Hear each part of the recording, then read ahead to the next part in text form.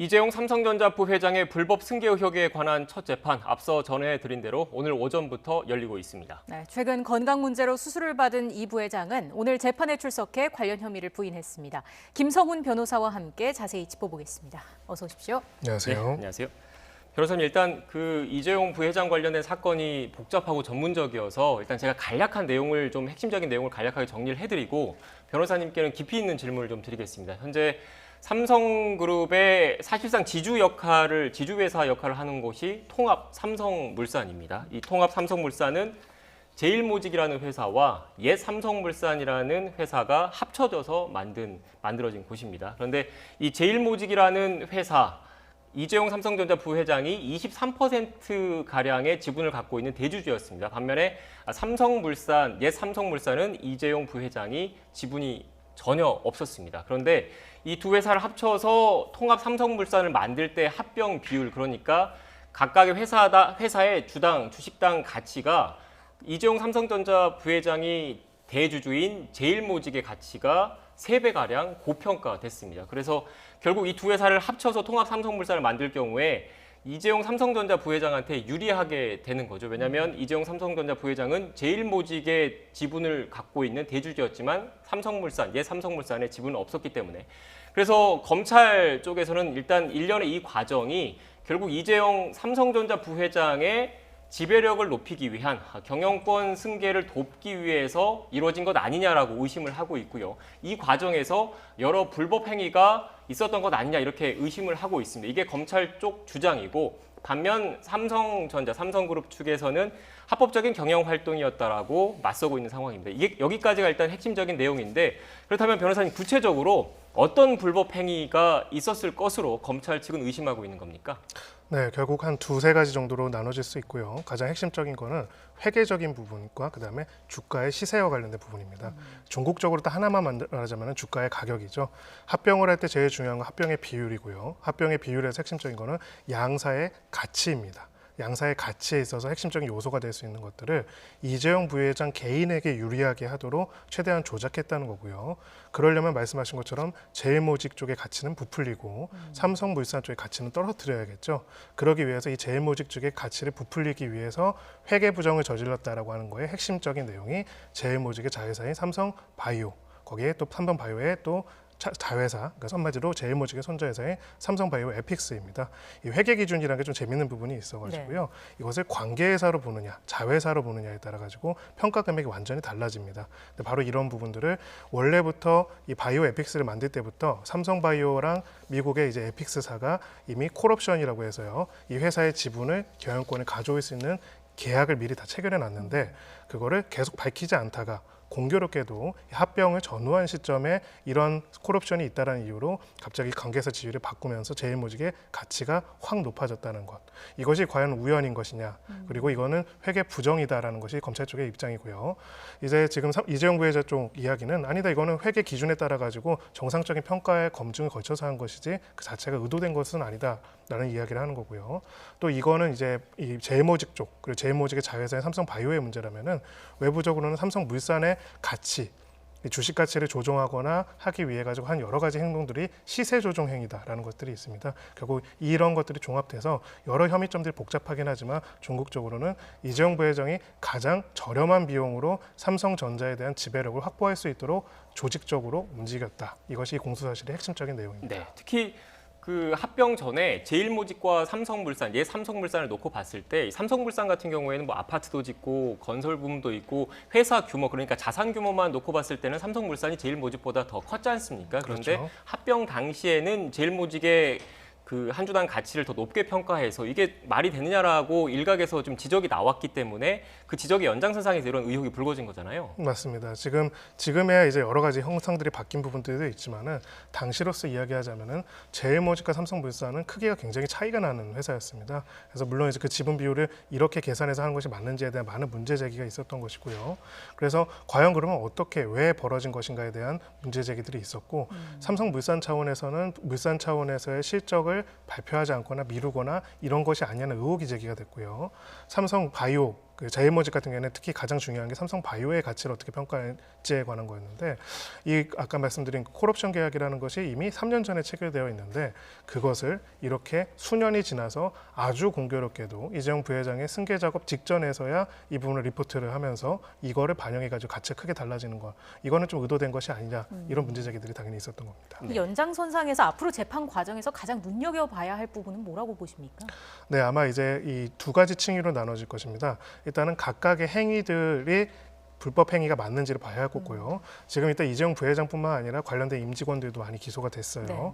지금 일단 삼성 측에서는 두 단계로 나눠서 이야기를 하고 있습니다. 첫 번째는 각각의 행위들이 불법이 아니다. 아까 말씀드린 삼성 바이오에픽스를 관계사로 인식하는지 아닌지 이런 것들은 국제 회계 기준에 따라서 적법하게 처리된 것이다라는 이야기를 하고 있고요. 일단은 그것이 첫 번째 방어막으로 생각하고 있는 거고요. 두 번째로는 만약에 그 부분에 문제가 있다 할지라도 이것까지는 총수가 알지 못했다. 결과적으로는 각 사가 나름의 경영상의 목적 혹은 나름의 필요성에 의해 가지고 움직인 건 사실이지만 이재용 부회장은 이런 내용들을 알지도 못하고 승인한 적도 없다. 그래서 적어도 실무자들은 처벌하는 건 모르겠지만은 이재용 부회장은 면책될 죄가 없다. 이런 식으로 주장을 할 가능성이 높습니다. 네.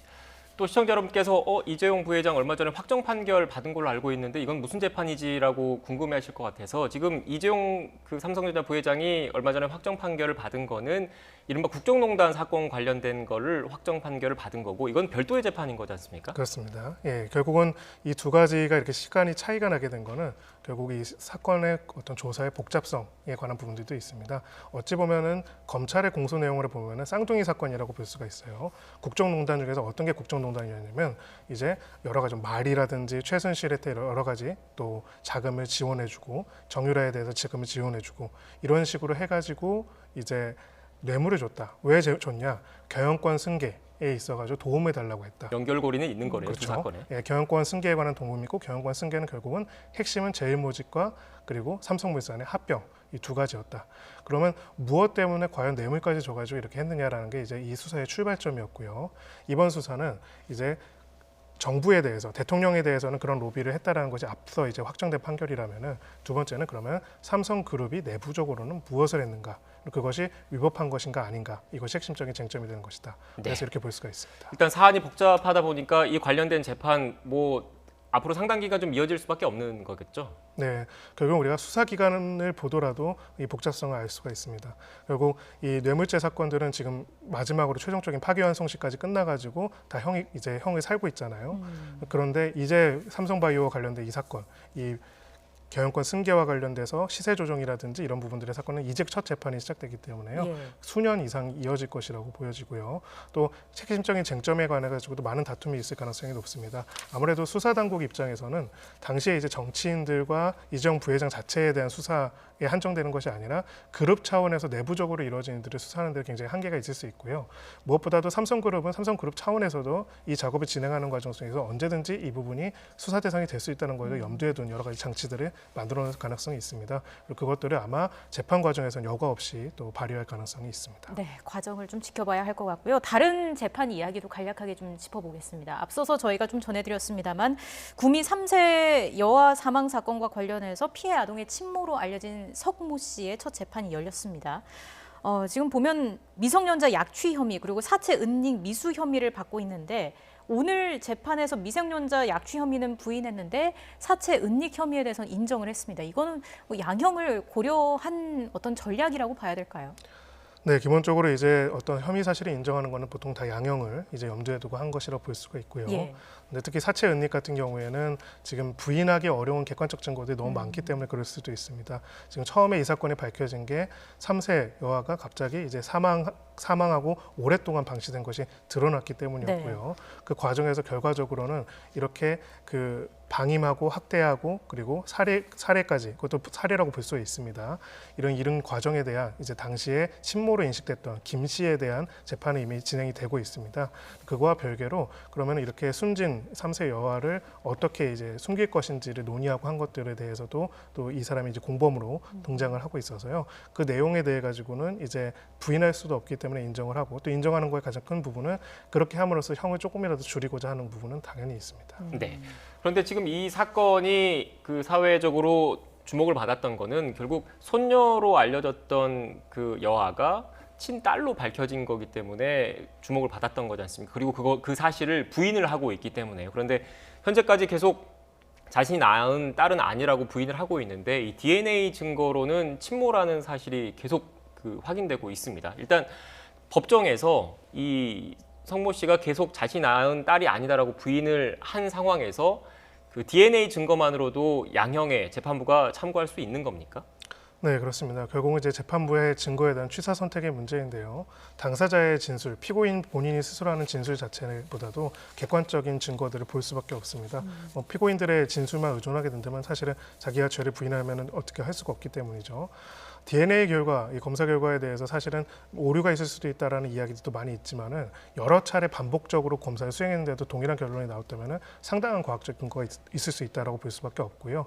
그렇기 때문에 실체적 진실의 기본적인 틀은 이제 석 씨가 이제 이 피해 사망하게 된 이 아동을 출산한 친모가 맞다라는 결론을 재판부가 내릴 가능성이 아주 높습니다. 네, 재판부가 이렇게 객관적 증거로 인정을 했을 경우에 오히려 이 사실 자체를 부인했을 때 양형에도 불리한 결과를 초래할 수 있는 거죠. 그렇습니다. 결과적으로는 원칙적으로는 자기 죄를 부인하는 것 자체로는 양형에 나쁜 영향을 미치지 못하는 게 법리긴 하지만은 사실은 이러한 전체적인 태도가 피해자라든지 자신의 죄에 대한 어떤 뉘우침이라는 걸 보여줄 수가 있기 때문에 결과적으로 이로 인해 가지고 좀 더 엄한 형벌을 처벌받을 가능성도 배제할 수 없습니다. 네, 알겠습니다. 김성훈 변호사와 함께 오늘 주목받는 재판 두 개에 대해서 자세하게 이야기 나눠봤습니다. 오늘 말씀 고맙습니다. 고맙습니다. 감사합니다.